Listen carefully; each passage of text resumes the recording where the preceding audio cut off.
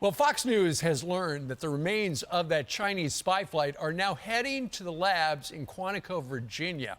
Here to react is retired FBI supervisory special agent of the Joint Terrorism Task Force, former SWAT team supervisor, and the founder and CEO of Jupin International, Jack Jupin. Jack, good to have you. Good. Thanks, Steve. Thanks for having me. Okay, so the debris field, they shot it down, and it's apparently in an area of about 1,500 meters by 1,500 meters. They saw it come down. We all saw it come down. Yeah, we all did. So now it's in 50 feet of water.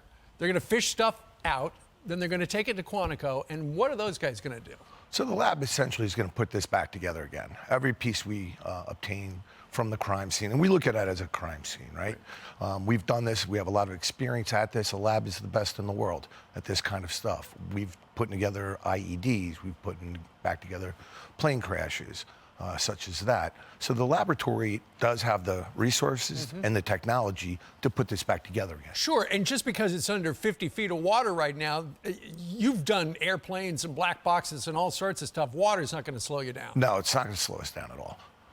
The lab should be able to recreate what was shot down. And ultimately, you know, interestingly enough, when I was in Kansas City last Friday, apparently it was crossing over nearby. Who knew? But what we want to know is, what exactly does that thing do? I mean, when you look at it, you probably just see a big puffy thing and some gizmo at the bottom.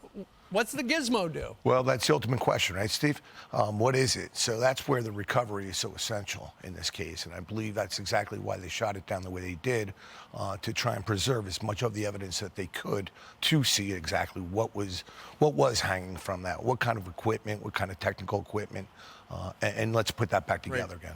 Are you amazed that that particular puffy thing was allowed to just float across some of our most sensitive nuclear installations and across the balance of the country until we pulled the trigger? Yeah, I think that's an intelligence failure on our part. I think that once it hit U.S. airspace up towards Alaska, I know there was a genuine concern that if it was shot down over a populated area, that could be a problem and cause injuries.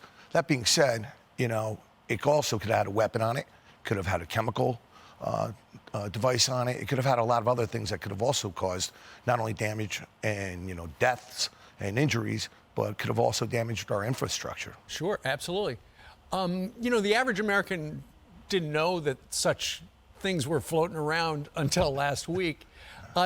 It's got to be frustrating for somebody like you in the intel community, formerly in the intel community, that so many of us have been kept in the dark about this. I have. I mean, I spent my last 5 years in the FBI working in intelligence operations, and I do know a lot of people, you know, currently in the current intelligence community and retired. I know people that, you know, are all shaking their head. I'm in communication with a lot of retired agents and retired intelligence people that are all shaking their heads saying, what happened here? How could we ever let something like this happen? And after the analysts at Quantico figure out what that thing is and what it did and its capabilities, will we ever know? No, most likely you probably won't. Some of it will get out. We want to know, Jack. Come on, tell us what the hell that thing does. Most likely you won't. I agree with you, Steve. I mean, the American people deserve to know, you know, what was actually floating over the, you know, our airspace over, you know, our entire country. Indeed. All right. Jack, thank you very much for joining us. Steve, thanks for having me. Great point of view.